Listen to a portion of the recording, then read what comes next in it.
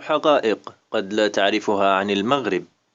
يعرف المغرب بتنوعه الجغرافي الأخاذ، يتوفر على البحر والصحراء والجبال والوديان والغابات، وطقسه المتنوع على مدار السنة ما بين الحار والبارد لدرجة سقوط الثلوج، زيادة على استقراره السياسي وطموحاته الاقتصادية، بيد أن هناك الكثير من المعلومات عن المغرب قد لا يعرفها المشاهد. باستطاعة المغاربة تحدث عدة لغات، لكن من الصعب تعلم لغتهم. لا يجد المغاربة صعوبة في اللغات، وبصفة عامة يتحدث الكثير من المغاربة الفرنسية التي استمرت في التعليم نتيجة الاستعمار، كما يتحدث عدد منهم الإنجليزية، بينما تملك اللغة الإسبانية شعبية في شمال المغرب، ويستطيع المغاربة كذلك الحديث بلهجات مشرقية دون أي مشاكل. إلا أن اللهجة المغربية تعد من الأصعب بالمنطقة، وتقريبا عندما يتحدث المغربي بلهجته يجد سكان بقية الأقطار صعوبة بالغة في فهم ما يقول، باستثناء الجزائريين.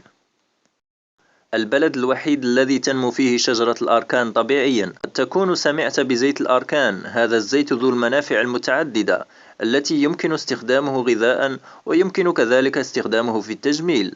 لا ينبت بشكل طبيعي إلا في المغرب، وتحديدا بين مدن الصويرة وأكادير وتيزنيت وتاورودانت، ويصل ثمنه حاليا إلى حوالي 20 دولار للتر بالنسبة للأركان الغذائي، وأكثر من ذلك بقليل بالنسبة للتجميلي.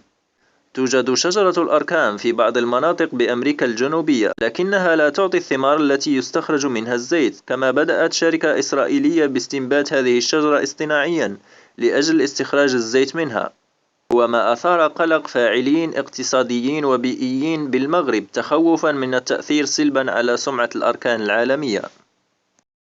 أكبر مصدر للفوسفات ونبتة الحشيش والسردين في العالم.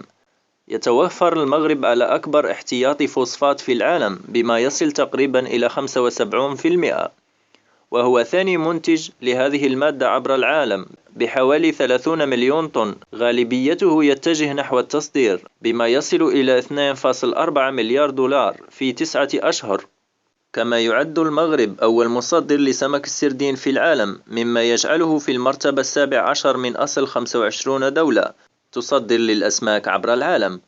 ولا تتوقف صدارة المغرب هنا، فهو كذلك من بين أكبر مصدري نبتة القنب الهندي التي يستخرج منها الحشيش وفق تقارير دولية، رغم أن المغرب يجرم تسويق هذه النبتة. صاحب أقدم جامعة في العالم.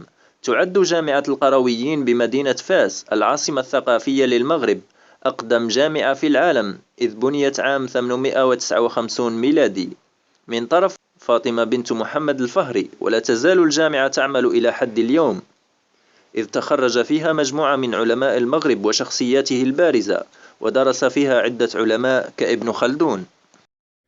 إن أعجبك الفيديو فضلا ضع إعجاب واشترك في القناة وفعل الجرس ليصلك كل جديد إن شاء الله.